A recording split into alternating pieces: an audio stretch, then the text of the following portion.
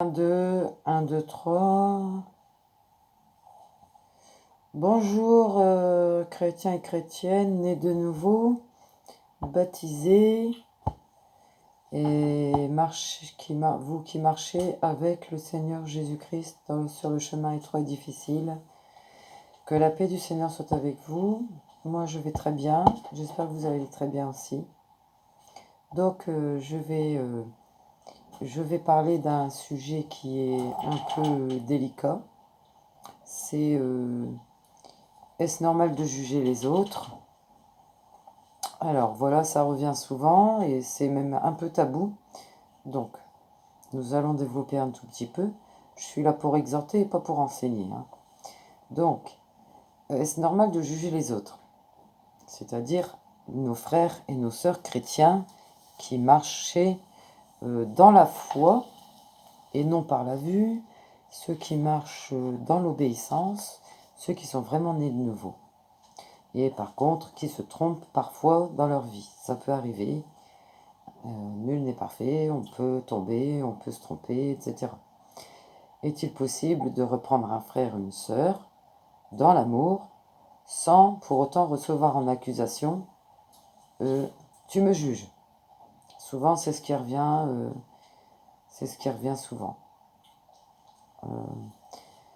Donc, les paroles de notre Seigneur Jésus-Christ dans Matthieu 7,1 disent ceci: ne jugez point afin de ne point être jugé.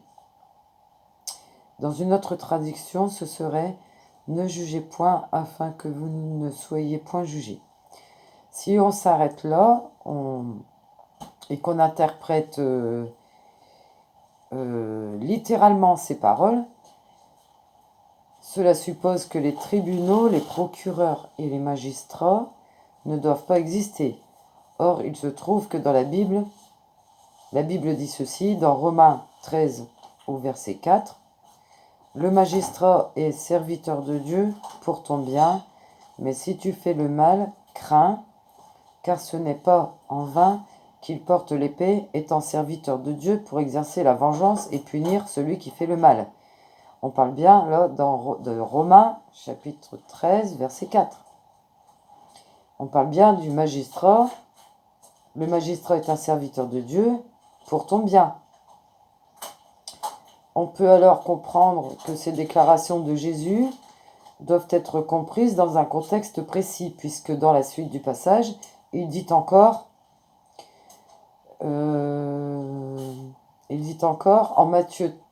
toujours en Matthieu 7 au verset 3, « Pourquoi vois-tu la paille qui est dans l'œil de ton frère et n'aperçois-tu pas la poutre qui est dans ton œil ?»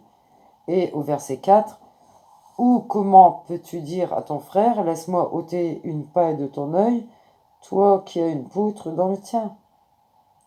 Et au verset 5, « Hypocrite, ôte premièrement la poutre de ton œil, et alors tu verras comment ôter la paille de l'œil de ton frère. » Ici donc, le Seigneur s'explique en disant qu'il faut d'abord se juger soi-même avant de juger les autres. Autrement dit, si j'ai encore la paille dans mon œil, je ne devrais pas m'occuper de la paille qui est dans l'œil de mon prochain, de mon frère et de ma sœur. Là, ça s'adresse aux chrétiens.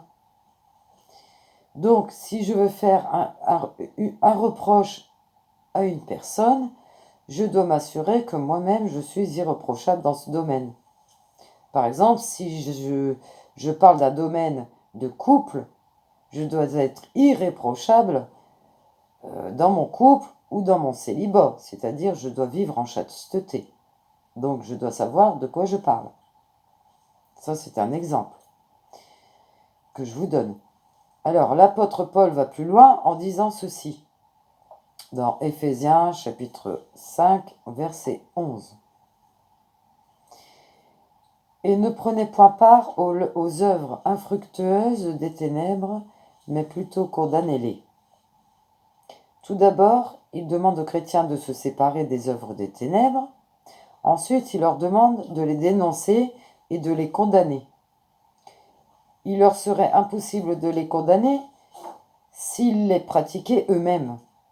Pour clarifier les choses, le Seigneur de dire dans Jean chapitre 7 au verset 24, « Ne jugez pas selon l'apparence, mais jugez selon la justice. » Voilà, on ne juge pas selon l'apparence, on juge selon la justice, nous dit le Seigneur. Il est donc impossible de parler de l'amour de Dieu sans parler de sa justice. Or, beaucoup de chrétiens parlent beaucoup de l'amour de Dieu, mais ne parlent pas de sa justice. Ils ont peur qu'on les accuse de personnes qui jugent. Ils ont peur qu'on les accuse. Or, pourtant,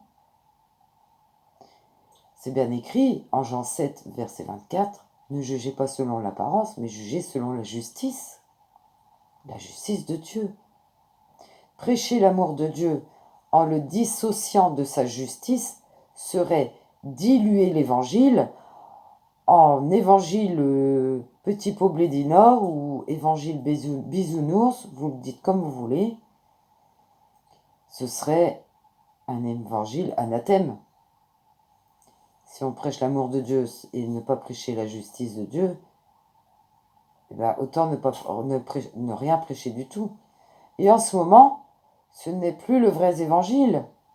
Le vrai évangile, c'est justement la justice de Dieu qui l'a poussé à livrer son Fils sur la croix. C'est la justice de Dieu qui a poussé à livrer son Fils sur la croix. Parce que le péché doit être puni. Et les chrétiens doivent prêcher la croix. C'est aussi la justice de Dieu qui enverra ceux qui refusent de se repentir en enfer. Si un prédicateur omet cette vérité dans son message, il produira des chrétiens tièdes, déséquilibrés et boiteux. Voilà pourquoi certaines personnes pensent à tort qu'elles peuvent vivre comme elles veulent, sous prétexte que Dieu est amour et qu'il faut venir à Dieu tel qu'on est. Le Saint-Esprit nous enseigne à travers l'apôtre Paul en nous disant ceci. En 1 Corinthiens, chapitre 5, verset 11. Nous allons prendre 1 Corinthiens, chapitre 5, verset 11. Maintenant, ce que je vous ai écrit, c'est de ne pas avoir des relations avec quelqu'un qui, se nommant frère ou sœur, maintenant bien évidemment, il n'y a plus ni homme ni femme, donc on va dire frère et sœur, se nommant frère est impudique ou cupide ou idolâtre ou outrageux ou ivrogne ou ravisseur, de ne pas même manger avec un tel homme. 1 Corinthiens 5, verset 11. Je répète, maintenant, ce que je vous ai écrit, c'est de ne pas avoir des relations avec quelqu'un qui, se nommant frère, est impudique ou cupide ou idolâtre. Je parle des fêtes de Noël, hein. C'est de l'idolâtrie, hein, Noël. Hein. Bien-aimés frères et sœurs, je m'adresse aux frères et aux sœurs qui sont en Christ. Je ne m'adresse pas aux païens. Les païens, je ne les jugerai pas. Puisque j'irai manger même chez eux, dans l'espoir de pouvoir prêcher la bonne nouvelle du royaume de Dieu. Donc, je répète, alors, maintenant, ce que je vous ai écrit, c'est de ne pas avoir des relations avec quelqu'un qui, se nommant frère ou sœur, est impudique ou cupide, ou idolâtre, ou outrageux, ou ivrogne, ou ravisseur, de ne même pas manger avec un tel homme ou une telle femme. Et en 1 Corinthiens, toujours chapitre 5 au verset 12, « Qu'ai-je en effet à juger ceux du dehors? N'est-ce pas ceux du dedans que vous avez à juger ?» Vous comprenez? Les accusateurs qui vous accusent de jugeurs, on vous accuse de les juger. Les chrétiens, les frères et les sœurs, qui sont idolâtres des arbres de Noël, ou idolâtres de l'argent, ou idolâtres d'autres choses, des courses de chevaux de PMU, idolâtre de ci, idolâtre de ça. Il est bien clair, Paul l'apôtre, Paul c'est un apôtre, qui a été oint de Dieu pour parler aux églises de cette époque. Alors je répète ce qu'il dit au verset 12. Qu'ai-je en effet à juger ceux du dehors, c'est-à-dire les païens? N'est-ce pas ceux du dedans que vous avez à juger? Ce sont bien nos frères et nos sœurs dont il parle. Il parle bien des chrétiens. Et au verset 13, il dit aussi, pour ceux du dehors, Dieu les juge. Ôtez le méchant du milieu d'eux. Du milieu de vous, pardon. Ôtez le méchant du milieu de vous, il dit. Donc, moi j'hésite pas à bloquer quelqu'un qui est méchant.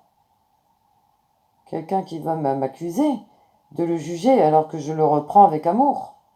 Parce que c'est avec amour qu'on doit reprendre. Ce qu'il faut comprendre, c'est que dès lors qu'un individu se déclare chrétien ou qu'une femme se déclare chrétienne, alors les autres chrétiens ont le droit de voir si sa vie est conforme à celle du Christ. Pas comme des gendarmes, bien sûr, mais dans l'amour. Par amour. C'est par amour qu'on va dire à sa sœur, tu es dans l'erreur. Parce qu'on ne veut pas que on veut pas que sa sœur périsse et s'égare, se perde. C'est par amour qu'on reprend un frère ou une sœur. C'est pas pour l'embêter ou le condamner. Bien du contraire. C'est pour l'aider, pour le relever. Jésus lui-même a dit, le plus petit d'entre vous est le plus grand dans le royaume, quand il fait allusion à Jean-Baptiste le Baptiste. Il parle de Jean-Baptiste le Baptiste qui dit, Jean-Baptiste est grand, mais le plus petit d'entre vous est le plus grand dans le royaume. C'est-à-dire que ceux qui ont grandi dans la foi, qui sont élevés à force de marcher avec Jésus dans l'obéissance et qui se sont élevés à un degré supérieur, il reprend son frère et sa sœur pour le relever, pas pour le piétiner ni l'écraser. Comprenez bien ça, mes bien-aimés frères et sœurs.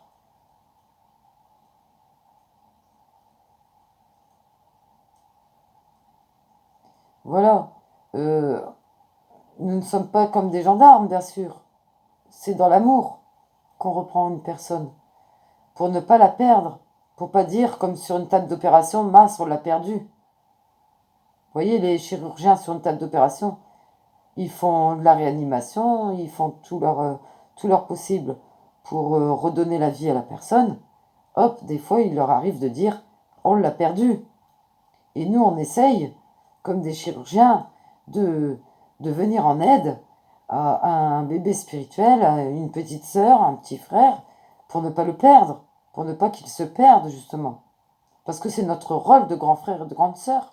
Moi, j'ai des sœurs plus grandes que moi, j'ai des frères plus grands que moi. Et leur vie n'est pas plus confortable que la mienne. Plus on s'élève, plus c'est difficile.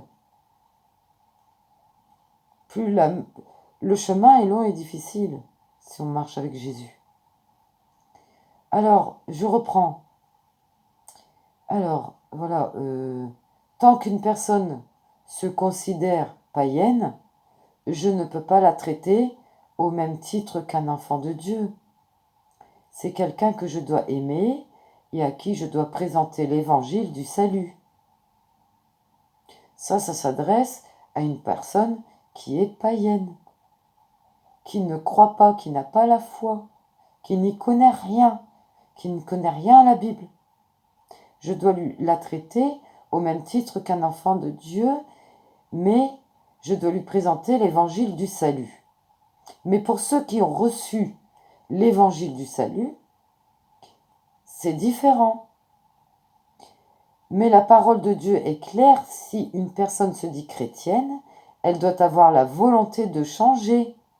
Mais si consciemment et volontairement, elle continue à pratiquer les choses citées plus haut, Paul dit de ne même plus manger avec elle, avec cette personne, qui s'entête, qui s'obstine à vouloir ne pas changer. Beaucoup de gens pensent pouvoir vivre dans le désordre et veulent toujours qu'on les considère comme chrétiens. C'est parfois ces gens qui se protègent avec des paroles du genre « Ne jugez point ». Pour eux, c'est le mot magique. C'est la formule qui va les protéger de ne pas changer de vie. Ils utilisent tout le temps « Ne jugez point ». Mais Paul dit que « N'est-ce pas ceux du dedans que vous avez à juger ?» C'est bien Paul qui le dit. Frère ou sœur, si tu es le genre de personne qui se fâche quand on lui fait un reproche, alors travaille ton humilité, car tu empêches à Dieu de te transformer et de venir à ton aide à travers les remarques d'un frère ou d'une sœur. Tu empêches Dieu de te transformer. En conclusion, on peut te juger, on peut juger tout le monde avec amour dans le but de pousser l'autre au changement. Que celui qui a des oreilles pour entendre, entende ce que l'Esprit dit aux églises, parce que là je m'adresse au corps du Christ, je m'adresse aux chrétiens et aux chrétiennes, et que Dieu vous bénisse. La paix soit avec vous. Suite à une prochaine vidéo, je reverrai, là nous avons vu est-ce normal de juger les autres, nous reverrons, pouvons-nous, quelle est la différence entre juger et condamner? Je vous aime dans l'amour du Christ, soyez fortement bénis, shalom et à bientôt.